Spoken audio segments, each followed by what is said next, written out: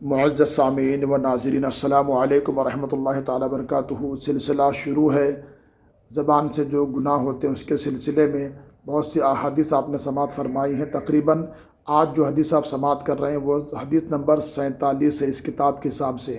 امام احمد و ابو داؤد نے حضرت ابو برزہ اسلمی رضی اللہ تعالیٰ عنہ سے روایت کی کہ رسول اللہ صلی اللہ علیہ وسلم نے فرمایا، اے وہ لوگ جو زبان سے ایمان لائے اور ایمان ان کے دلوں میں داخل نہیں ہوا، مسلمانوں کی غیبت نہ کرو اور ان کی چھپی ہوئی باتوں کی ٹٹول نہ کرو۔ ٹٹول مطلب ڈھونڈنے کو بولتے، تلاش کرنے کو، اس لیے کہ جو شخص اپنے مسلمان بھائی کی چھپی ہوئی چیز کی ٹٹول کرے گا، ڈھونڈے گا، برائیوں کو ڈھونڈے گا بھائی کی، تو اللہ تعالیٰ اس کی پوشیدہ چیز کو ٹٹولے گا، ڈھونڈے گا، اور جس کی اللہ ٹٹول کرے اس کو رسوا کر دے گا، یعنی اللہ تعالیٰ اس کی برائیوں کو ظاہر فرما دے گا، اور اگرچہ وہ اپنے مکان کے اندر ہی بیٹھا کیوں نہ ہو۔ تو لہٰذا اس سے یعنی دوسروں کی برائی کرنے سے بچنے کی طرف اشارہ ہے۔ دوسروں کی برائیوں کو ڈھونڈنے میں اپنا وقت جو لگاتے بیچارے، ان لوگوں کے لیے یہ ہے۔ امام احمد و ابو داؤد نے حضرت انس رضی اللہ تعالیٰ عنہ سے روایت کی کہ رسول اللہ صلی اللہ علیہ وسلم نے فرمایا، جب مجھے معراج ہوئی، ایک قوم پر گزرا جن کے ناخن تانبے کے تھے، وہ اپنے منہ اور سینے کو نوچتے تھے۔ میں نے کہا، جبریل یہ کون لوگ ہیں؟ جبریل علیہ السلام نے کہا، عرض کی، یہ وہ لوگ ہیں جو لوگوں کا گوشت کھاتے تھے اور ان کے آبرو ریزی کرتے تھے، یعنی لوگوں کا گوشت کھاتے تھے، انسانوں کا گوشت کھاتے تھے اور ان کے آبرو روزی عزت اچھالتے تھے۔ اور پھر فرماتے ہیں کہ حضرت ابو داؤد نے حضرت جناب ابو ہریرہ رضی اللہ تعالی عنہ سے روایت کی کہ رسول اللہ صلی اللہ علیہ وسلم نے فرمایا کہ مسلمان کی سب چیزیں مسلمان پر حرام ہے۔ اس کا مال ناحق نہیں لے سکتے، اس کی آبرو روزی، آبرو اس کی اچھالنا، عزت اچھالنا، آبرو ریزی کرنا، اور اس کا خون یہ بھی حرام ہے۔ آدمی کو برائی سے اتنا ہی کافی ہے کہ وہ اپنے مسلمان بھائی کو حقیر جانے۔ کسی مسلمان بھائی کو حقیر اور کمتر کبھی نہیں جاننا چاہیے۔ یہ سوچیں کہ سارے مجھ سے بہتر ہے، سارے مجھ سے اعلیٰ ہیں، تو اللہ تعالیٰ وہ مقام آپ کو عطا فرما دے گا۔ حضرت ابو داؤد نے حضرت معاذ بن انس رضی اللہ تعالیٰ عنہ جہنی سے روایت کی کہ رسول اللہ صلی اللہ علیہ وسلم نے فرمایا، جو شخص مسلمان پر کوئی بات کہے، اس سے مقصد عیب لگانا ہو، اس کو عیب دار کرنا، اس کی برائی کرنا ہو، تو اللہ تعالیٰ اس کو پل صراط پر روکے گا، اللہ اکبر، جب تک اس چیز سے نہ نکلے جو اس نے کہی، اللہ اکبر، اللہ اکبر۔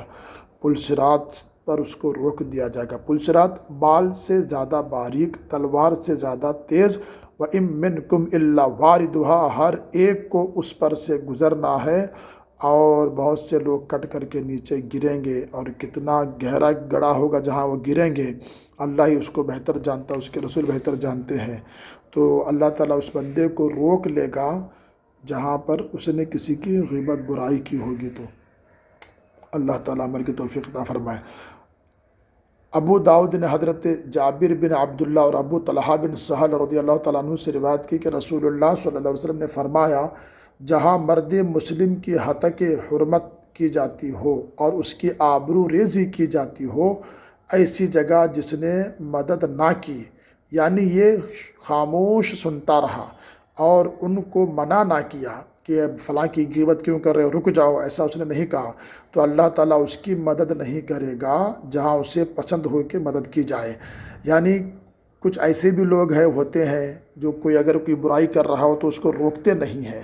جب اس کو نہیں روکتے ہیں تو ان لوگوں کو بھی اس وقت جب وہ یہ چاہتے ہیں کہ مجھے کوئی روکے، مجھے کوئی میرے مخالفت میں جو بول رہا ہے اس انسان کا منہ بند کرائے، اس کو روکے، تو اس کی کوئی مدد نہیں کرے گا، کیونکہ یہ کسی کی مدد نہیں کیا تھا جب برائی کی جا رہی تھی، اللہ اکبر۔ اور فرماتے ہیں کہ اور جو شخص مرد مسلم کی مدد کرے گا، اسے ایسے موقع پر جہاں اس کی ہتک حرمت اور آبرو ریزی کی جا رہی ہو، اللہ تعالیٰ اس کی مدد فرمائے گا، سبحان اللہ۔ اللہ اس کی امداد فرمائے گا، اللہ اس کی مدد فرمائے گا۔ فرماتے ہیں کہ اللہ اس کی مدد فرمائے گا ایسے موقع پر جہاں اسے محبوب ہو کے مدد کی جائے، جہاں پر پسند ہو کہ اس کی مدد کی جائے تو اللہ تعالیٰ اس کی مدد وہاں پر ضرور کرے گا جو دوسروں کی مدد کرتا ہے۔ تو غیبت کرتے وقت وہاں پر رکے نہ، اور اگر آپ رکیں تو وہاں پر اس کو روکنے کی کوشش کریں کہ کسی کی بھائی کسی کی برائی نہ کرو بھائی، آپ اپنے آخرت کے بارے میں فکر مند رہو، بلکہ اس طرح سے بول کے روکیں گے تو جب آپ کی کوئی غیبت کرتا رہے گا، آپ یہ چاہتے ہو کہ آپ کی کوئی مدد کرے تو اللہ آپ کی امداد فرمائے گا، اور جس کی اللہ مدد فرمائے تو اس کو پھر کسی اور کی مدد کی حاجت نہیں ہوگی۔ اللہ تعالیٰ کرم فرما۔ استغفر اللہ رب من کل ذنب وخطیئۃ واتوب الیہ۔ سب کو، پوری دنیا کے مسلمانوں کو ایک دوسرے کے عیبوں کو چھپانے والا بنائے۔ شان ستاری، اللہ تعالیٰ کی شان عیبوں کو چھپانا، اللہ تبارک تعالیٰ اپنے بندوں کو بھی عیبوں کو چھپانے کی توفیق عطا فرمائے۔ آمین رب العالمین۔ السلام علیکم ورحمۃ اللہ وبرکاتہ۔